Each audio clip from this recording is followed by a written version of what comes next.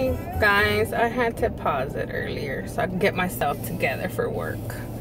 I'm out now. I was getting a little emotional. I don't know what's wrong with me today.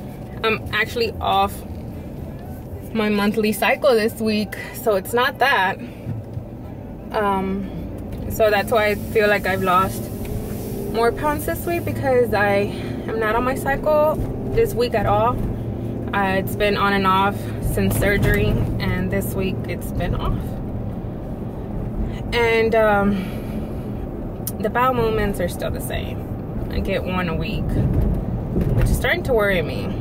But I haven't been taking that Senna tea or pills or whatever. I forget about pills. Just left work. I was getting emotional earlier talking about my dumb spouse not being supportive and not noticing my weight loss. I told him, if you don't notice, we have issues, because if you don't notice, you have issues because everybody else is noticing. And then he was like, who's everybody else? Like, don't be an ass. Then want to know who everybody else is. Anyway, so I was telling you about my boss, who's really supportive with his wife, and he's like, well, don't listen, because anybody, unless you're blind, can see that, you know, you're doing good and it's coming right off of you. And I was like, you know what? How long have you been married? Because I need you to talk to him and give him some good advice on how to be more. So I don't want to get emotional again. He hasn't been noticing. Well, I asked him, I said, do you not notice? And he's like, well, no, I'm just asking, like, is it working? And I'm like, do you not notice it? He's like, I'm not saying that, I'm just asking. I'm like, just be upfront. If you don't notice it, you don't notice it, whatever. But I said, yeah, it's working. I'm losing weight. I said, I'm not losing it fast, but I'm losing it. And he's like, well, you know, it takes time. Then he tried to change the subject. I was like, yeah, it takes time. I've been trying to lose weight ever since you met me. I'm telling you, the first, like, probably second year we were dating, it was my sister's wedding year, and that's when he had asked his mom and his sisters to help me find something to lose weight, and that's when they gave me those pills. I don't even know the name of them. I rarely took them, because I joined Quick Weight Loss that year. That was 2012, and I did lose a lot of weight that year. I got down to 230, which to me was good. A lot of weight, because I was bigger. I don't remember how big, but I was bigger. And he noticed it that year. I'm less than that. I'm 215 today. I guess. Hater. He doesn't know the struggle. He is, think of the skinniest person you know, he's skinnier than that. I hate him. I tell him that every day. I was like, I hate you. Like, how can you sit there and eat that and be so freaking skinny? Like, you don't know my struggle. You don't know how hard it is. Like, if I, just from looking at you, I'm gaining 5 pounds. You know? It's like he can eat whatever he wants and not gain an ounce. Heck, he was taking something to get bigger. His struggle is trying to get thicker, and mine's trying to get thinner. Can we meet halfway?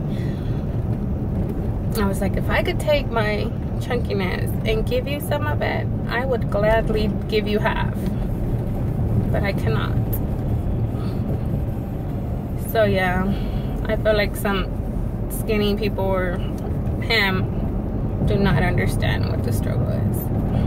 He, back to the confessions or whatever, he, like I said, I never had to hide from him. I always ate in front of him, or, like, he always met me big, and I never even ate a lot either, but I didn't make the good choices, because I kept looking at videos and kept trying to relate, like, but then I was thinking, like, how did you get so big if you don't do these things? How did you just let go? And I guess it's just that it's so difficult to think about what's healthier. It's not really difficult, it's an extra step, and I'm lazy. It's an extra step to think, okay, what should I eat today, or how much is in that, or you know, let me prepare something healthy. It's extra. So I never did that. I'm like, worry free. Give me the first restaurant I see, let me grab something, and let's go. So I think that's what it was. And then drinking. I had a drinking problem until I had my child. Not problem, but maybe that's why I don't think I ate that much, because I'll be drunk all the time. Once you know how when you're drunk and you leave the club and then you get hungry, so you're at the restaurant 2, 3, 4 in the morning after the club. That was me. I was a party animal before my baby. I don't do nothing now, but yeah, maybe that's what it was. I was too drunk to remember me doing anything. That's why I have no confession. And then that wasn't good, drinking, and then from drinking you would get so hungry, or you would try to eat to sober up. And so we're eating 3, 4 in the morning. And like I said, he was there. He met me like that. He didn't say anything then. Now I'm trying to get myself better, and now he wants to criticize. And then sometimes I don't even know if it's criticize. I feel like he's trying to help in his own way, because he's not a bad person. I'm the mean person in our relationship, because he'll be like, I'll sit there. The other day I was sitting there eating some good pork rinds, homemade, and then I only grabbed like a handful and put them in my little Ziploc bag, brought them home because it was my mom's house. And he's like, are you supposed to be eating that? And I'm like, yeah. It was my first one. I had just started chewing on it, and he said that my child came and grabbed it away from me, so I don't even think I had one full one. So I said, yeah, I can have this. And he's like, are you sure? And I'm like, yeah. I didn't think so either, because I thought pork rinds were bad for you. I don't know why, but I've always thought. I never ate them before surgery, but now it's like a go-to snack. Like, I love the little crunchiness and everything. I like them. I don't have them a lot, but if they're available, I'll grab some. And he's like, oh, okay. So he's like checking on me in that sense. But I'm like, are you criticizing? Like, are you trying to be negative or what? Like, I don't understand. And he'll tell me like, oh, the neighbor, he thinks you're losing weight because you're going walking every day. He asked me, oh, your wife just started walking and she's already looking all slimmer. And he'll start laughing. He goes, he thinks you're losing it because you're walking. And I'm like, okay, let him think what he wants. Like I guess saying, you're not losing it because you're walking, you're losing it because you had surgery. But I told him, this is the most difficult thing I've done in my life. I think it was, well, having a child is hard on me too, because I'm not motherly. I'm learning. She's 2 and I'm still learning. But I never thought I would have a kid. I had PCOS. Ever since I was 15, they told me it would be difficult. I had surgery to remove the cysts because they were turning into tumors. So, I mean, I didn't have my kid till I was 32, going on 33. So, I really didn't think I had put it in my mind that I wasn't going to have kids. And I ended up having a kid. So, that's a little difficult. But, other than that, this surgery, what I'm doing now is difficult because I cannot eat what I want, and I always have. Like, I want this, I want that. And now it's like, no, I cannot have that. So it's a mental struggle every day of what I can and cannot have. And people ask me, like, well, my mom, she's all like, are you happy? Do you feel sick? Do you feel weak? How do you feel? Like, I don't know, I guess she's worried. I guess she sees that I don't know. like, my mind's always thinking, like, did I eat today? Or did I eat the right things? Did I meet my protein goal? So sometimes I'm like at her house, but I'm not really conversating. And we talk a lot. We're Mexican. We talk a lot. So she's like, are you okay? Or do you feel weak? Are you hungry? Do you want more? Like, she's always trying to feed me, you know. She's always showed her love by feeding us. And I'm like, no, Mom, I'm fine. You know, I'm in my head, I'm thinking, like, did you have enough water?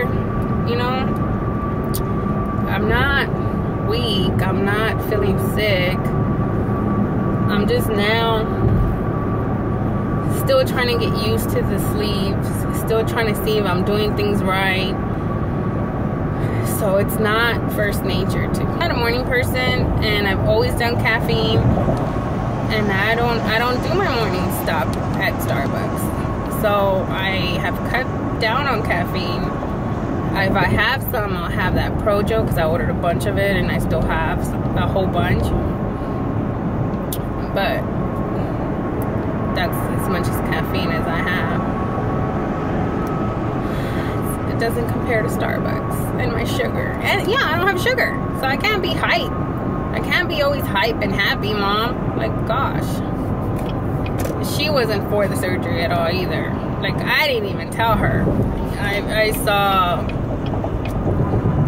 I can't think of her name. She's from Houston too. I'm so happy I found her. Her video saying how the Hispanic, culture, we have to ask for permission even as adults. Yep, we do.